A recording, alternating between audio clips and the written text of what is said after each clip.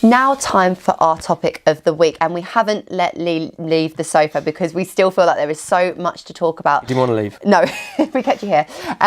After the last episode and talking about the sin bin rule, we found that the opinion was really, really divided. This time we opened it up to you guys to tell us what you wanted to talk about, and the focus was on what challenges there are for the grassroots community, and more importantly, what are the most important right now.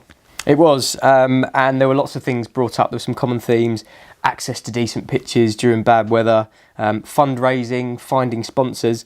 But the two that really stood out were adult player recruitment and volunteer recruitment. So, as we normally do, we ran a poll on those two to find out what you find more difficult. And the results were as follows, as we probably would have expected. Volunteer recruitment, 76% of the votes, and adult player recruitment, 24%. Charlotte, what do you think of these two? I don't know about you, Lee, but I am not surprised that when we put this question out about the challenges for the grassroots football community, recruitment came up so much, particularly the volunteers, I must say. I feel like there is a bit of a challenge, isn't there, around youth into adult, but I think it's really the age-old problem, isn't it? Yeah, like how do you get people engaged with your football club? Because, you know, it's the most basics of things, like opening up your ground on a Saturday, or like, you know, picking up the litter and all these little things we take for granted, but they're having a real impact for teams across the country. Yeah, and I think this is a trend that we see nationally as well, in terms of how can we get more volunteers in and how we can get adult players. And generally it comes down to the modern world's moved on, and not many people have time now to give up and volunteer. So we've got to be realistic, especially with volunteer recruitment, be realistic about what we're asking of them. How long is it going to take? What are the rewards and benefits? And almost use it as a sales pitch. If we can turn around to volunteers and go, actually, realistically, it's going to take you 2 hours a week or 3 hours a week, then I think you'll get more of the people, that volunteers, that are going to stay around. Yeah, sticking around from the outset, I think it's getting them on board, isn't it? And selling it to them, like you say. And that sense of empowerment that we were talking about earlier, about content marketing and getting volunteers to help build your club that way, that's really... keeps coming back to social media, doesn't it? And the modern methods. Well, it does, because recruitment is such a key thing, and not only for volunteers, but adult players. And I know there were loads of different themes coming up, like we say, from teams literally across the UK. There certainly were. I mean, if we take a look at some of the sort of standout comments, we start with the first one. Football is becoming more and more expensive. And the comment we had was, getting players isn't hard. It's getting players to pay up, which is the hard part.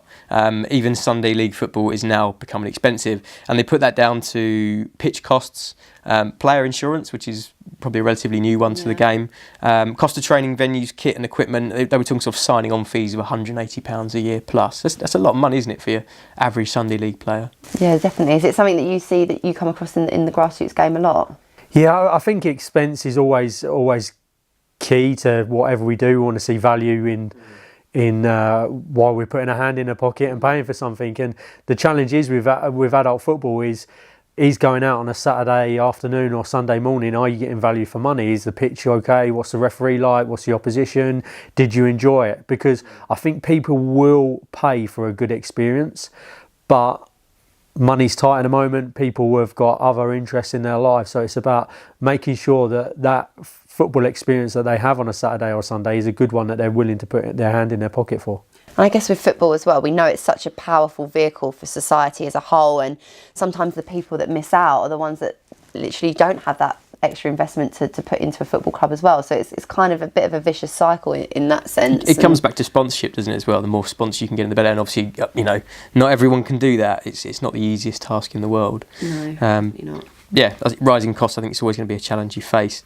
The next one with adult player recruitment was teenagers losing interest, which I've definitely come across, playing well into my 30s now. And the comment we had was, teenagers just aren't interested these days. As we grow older, the average ages of our league grows with us. The team I play in has an average age of approximately 30 to 35 years old, and we only have 4 players under 30. So I think that's the real big challenge, isn't it? Like when we look at the future of grassroots football and we talk about the importance of getting younger people interested into volunteering, because, you know, if we look at the age demographic of our volunteers, they're the older generations, and it seems that that's infiltrating into players, and particularly like a drop off around school and university, and it seems a pretty common... going out. Yeah, well, like you were saying, like going out on a Saturday night, are you going to wake up and play football on the Sunday? Is there anything that we can advise clubs on how to prevent that drop off at that age? Well, I think it's a national trend again. The 14 to 16 age group it does start to drop off. We've got a massive boom nationally of youth football, so there is the players there. There's not one silver bullet that's going to solve this. There's players that have started playing at 5 years old and they get to 16 and it's just, actually, I've done my bit in football. My football journey comes to an end. I think what adult clubs need to recognise is, how can you create an environment that is welcoming to young people? If they're just going to come in and it's 16-year-old or 17-year-old and they're going to walk from a FA Charter Standard club with a qualified coach, kit, first aid, training on a 3G, to then going into an environment where it might be lots of banter, a drinking culture. Can be quite intimidating, can't it? Yeah, it was. Coming in at 18. And it is, and that's why people are going through. I think elements like rotation of substitutes in terms of roll on, roll off throughout is really key, because at the moment we seem to have a 16, 17-year-old, and it's a case of, unless they're coming in and going to be one of the best 11, actually, can you just run the line? And if I'm 16, 17-year-olds and I'm getting up on a Sunday morning to run the line and I'm getting 5 minutes at the end of the game, the benefit of me playing goes down, and it's just easier for me to stay in bed and then go to the gym or swimming or anything in the afternoon, or just get on the Xbox and do whatever. One thing I find when you talk to grassroots clubs as well is there's like a very, very strict line between the youth and the senior. And it's almost like, actually, some of the better clubs, the better practice, they have more of a unity and a fluidity. And I think it comes back to that point you were making from coaching. It's about building a culture, isn't it? Where inclusive culture, isn't it? Where you're organising socials where everyone's involved and wants to be involved. You want that player pathway to build. And I know you volunteer at Strikeforce that have a really good player pathway, and you're kind of bringing that young blood into the team. Is there anything that you as a football club, in terms of best practice, can advise that's helped you create that culture?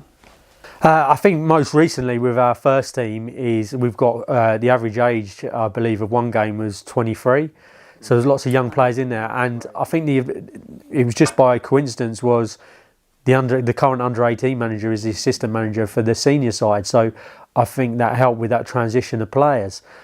I always think with senior football, the challenge is you go from youth football, which is equal opportunity, everyone gets a run out, gets changed positions. It's all about fun and engagement.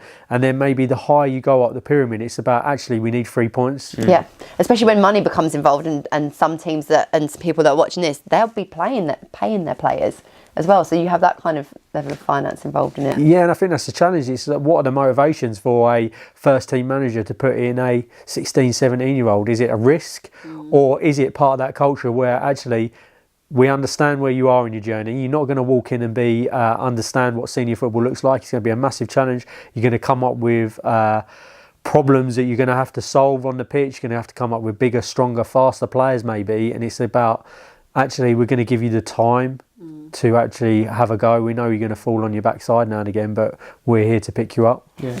The third theme, I am not surprised by it at all. Poor facilities putting people off, the lack of decent pitches, not having a nice changing room. That's it. The comment was, not having a nice changing room or showers or decent pitches, meaning players would rather stay home and play FIFA. I think it's a massive thing, and I know, again, with your role within the Kent FA, facilities is probably on the top of every club secretary's. I think it's definitely come a long way in recent years, hasn't it? With the I think so. And there's a big focus now. We done our own research in Kent, which follows national trend, which was pitches and facilities affect the love of the game, and if players lose the love of the game, then we lose them forever. They don't generally come back into it. Most recently, the Football Foundation is going to invest over £200 million, which is going to go into 75% of that is actually going to go into on the field. So grass pitches and 3Gs, because we recognise that if you've not got a decent pitch and you've not got somewhere to train, it's going to affect everything you do, and your love for the game is going to be affected. We have invested heavily into changing rooms, and we're now looking at and going, is that the best use of our resources? Do they have to be all singing, all dancing changing rooms, or do they have to be enough for people to actually turn up, get changed, a locker room where they can put staff, hot showers, etc., to turn up? When it is a massive factor when you turn up at changing rooms and not very nice, and it affects you. You're looking at it and you're thinking before you've even kicked off, you're thinking, first actually, impression. I need to get out of here. So there is a massive focus. In terms of the FA, the grass pitch improvement programme, in Kent, we're aiming to improve over 200 pitches over the next 2 years. So that's going to have a real effect on the game, and hopefully it's going to improve experiences. Yeah, definitely. I think it's really interesting, even reverting back to our last episode when we spoke to Scott, who's a groundsman, and that importance of investing in your pitch, taking a bit of time, some best practice to help keeping improve. games on, especially this time of year. We're now in December.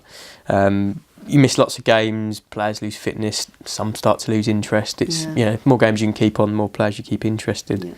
So moving on to volunteer recruitment, I know obviously this was the stronger one in the poll everyone was really struggling with, and the comments were pretty much all the same. It was just getting volunteers through the door is difficult. It's almost like it needs a bit of a change of image, really, volunteering. I think sometimes there's a perception of giving away your time for free is something that's not right and just, and particularly with internships, wasn't there was a lot of profile about how bad they are, but actually volunteering can give you some really good experience. It can boost your own CV in terms of different skills, and there's so many benefits. I guess it's just a case of communicating them and offering a real sense of recognition and reward for what you can get when you volunteer at your local football club.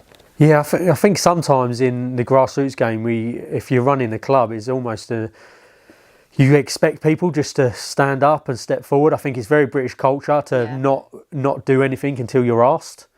Yeah. I think we need to, if we're running a club, if you're a senior club official, it's about looking through the parents' lens or the supporters' lens and going, actually, what would get them from there to actually being a volunteer in the club, and highlighting the benefits that Charlotte's talked about are really key. Like young people, it's the CV embellishments on a young person's CV is huge, but it's also them hidden skills, such as discipline in terms of turning up on time, making sure your kit's ready, the way you communicate with adults, the way you communicate with parents and players, all the way through to just developing your confidence.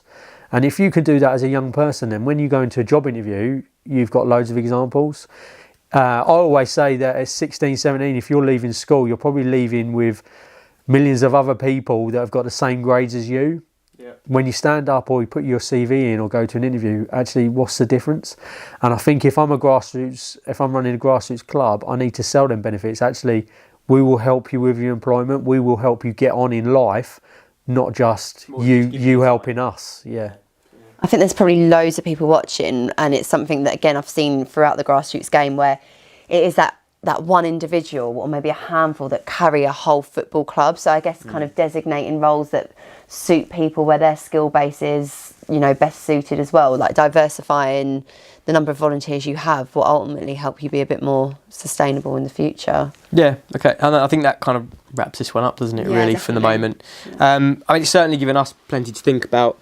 There are plenty of issues to look at there, and we'll be looking to bring in guests over the coming months that can help with recruitment, certainly.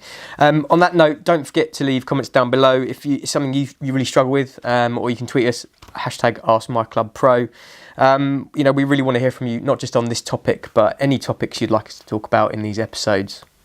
There really is plenty for us to think about, and don't forget to share with us the challenges that you face, the opportunities that you have found at your football club throughout this season. We're going to be exploring lots and lots of different topics, bringing you lots of different expertise to help your football club and the grassroots game that we all love so much to grow and flourish.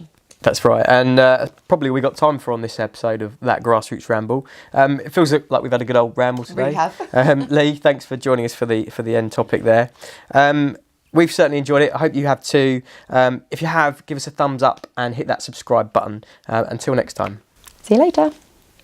If you enjoyed the video, please do give it a thumbs up. And don't forget to hit that subscribe button and ring the bell so you never miss a ramble.